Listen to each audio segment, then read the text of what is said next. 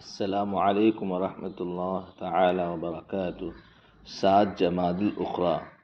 Number 1، اسلامی تاریخ۔ حبشہ کے بادشاہ نجاشی کے نام دعوتی خط۔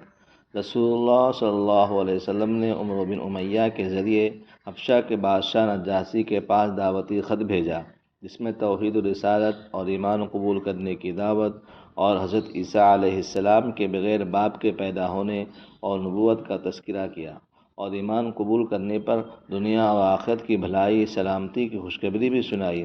نجاشی نے آپ کے خط کو آنکھوں سے لگا کر کہا، میں گواہی دیتا ہوں کہ یہ وہی نبی ہیں جن کا اہل کتاب کو انتظار تھا، اور اسلام قبول کر کے خط کا جواب لکھوایا کہ اے اللہ کے نبی، آپ پر سلامتی، رحمتیں اور برکتیں ہوں۔ اس کے سوا کوئی معبود نہیں جس نے مجھے اسلام کی ہدایت فرمائی۔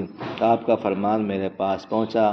حضرت عیسیٰ علیہ السلام کے بارے میں جو کچھ آپ نے لکھا ہے وہ بالکل درست اور سچ ہے۔ آپ کے چچا زاد بھائی جعفر میرے پاس آرام سے ہیں۔ میں ان کے ہاتھ پر اللہ اور اس کے رسول کی فرمانبرداری کی بیعت کرتا ہوں، اور اپنے بیٹے الہا کو آپ کی خدمت میں روانہ کر رہا ہوں۔ اگر آپ کا منشا ہو تو میں ضرور آپ کی خدمت میں حاضر ہوں گا۔ رجب المرجب سن 9 ہجری میں نجاشی نے وفات پائی۔ نمبر 2، اللہ کی قدرت۔ ہوا اور پانی۔ اللہ تعالیٰ نے اپنی قدرت سے ہوا کو پیدا فرمایا، جو نہایت ہی ضروری چیز ہے۔ اگر یہ ہوا نہ ہوتی تو خشکی کے جانور زندہ نہ رہ پاتے۔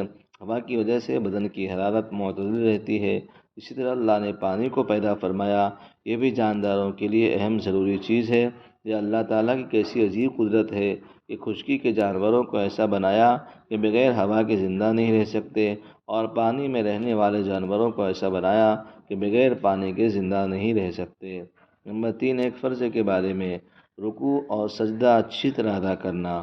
رسول اللہ نے فرمایا، بدترین چوری کرنے والا وہ شخص ہے جو نماز میں چوری کرتا ہے۔ صحابہ نے عرض کیا، یا رسول اللہ، آدمی نماز میں کس طرح چوری کر لیتا ہے؟ ارشاد فرمایا، وہ رکوع اور سجدے اچھی طرح نہیں کرتا۔ فائدہ: رکوع اور سجدے اچھی طرح نہ کرنے کو حضور نے چور بتایا ہے، اس لیے رکوع اور سجدے کو اچھی طرح اطمینان سے ادا کرنا ہم مسلمانوں پر ضروری ہے۔ نمبر 4، ایک سنت کے بارے میں۔ نئے کپڑے کس دن پہننا شروع کرے؟ رسول اللہ صلی اللہ علیہ وآلہ وسلم جب کبھی نئے کپڑے پہنتے تو اسے جمعہ کے دن پہنتے۔ نمبر 5، توبہ کرنے کا ثواب۔ رسول اللہ صلی اللہ علیہ وسلم نے فرمایا، سورج کے مغرب سے نکلنے سے پہلے جو شخص توبہ کرے گا اس کی توبہ قبول کر لی جائے گی۔ نمبر 6، ایک گناہ کے بارے میں۔ رسول اللہ نے فرمایا، اللہ تعالیٰ ہر گناہ کی سزا قیامت تک مؤخر کر دیتا ہے، مگر اللہ تعالیٰ ماں باپ کی نافرمانی کرنے والے کو مرنے سے پہلے ہی دنیا میں سزا دے دیتا ہے۔ نمبر 7، دنیا کے بارے میں۔ رسول اللہ نے فرمایا، یہ دنیا میرے سامنے ظاہر ہوئی تو میں نے اس سے کہا، تم مجھ سے دور ہٹ جا۔ پھر وہ جاتے ہوئے کہنے لگے، آپ تو مجھ سے بچ گئے، مگر آپ کے بعد آنے والے مجھ سے نہ بچ سکیں گے۔ نمبر 8، آخرت کے بارے میں۔ قرآن میں اللہ تعالیٰ فرماتا ہے، جس دن ایمان والے مرد اور ایمان والی عورتوں کو دیکھو گے کہ ان کا نور ایمان ان کے آگے اور ان کے دائنی طرف دوڑتا ہوا ہوگا، ان سے کہا جائے گا، آج تم ایسے باغوں کی خوشخبری دی جاتی ہے جن کے نیچے نہریں جا رہی ہے، اور وہ ان باغوں میں ہمیشہ رہیں گے۔ یہ بہت ہی بڑی کامیابی ہے۔ نمبر 9، طب نبوی سے علاج۔ اعصابی اثرات کا علاج۔ اعصاب یعنی سحر، جادو۔ حضرت ابو لیلہ رضی اللہ تعالیٰ عنہ فرماتے ہیں کہ میں خدمت نبی میں حاضر ہوا، ایک دیہاتی آیا اور کہنے لگا، میرے بھائی کو تکلیف ہے۔ آپ نے دریافت فرمایا، کیا تکلیف ہے؟ اس نے کہا، کچھ اثرات ہیں۔ آپ نے فرمایا، اسے میرے پاس لاؤ۔ چنانچہ لایا گیا تو حضور نے چند آیتیں پڑھ کر دم فرمایا، جس سے وہ بالکل ٹھیک ہو گیا۔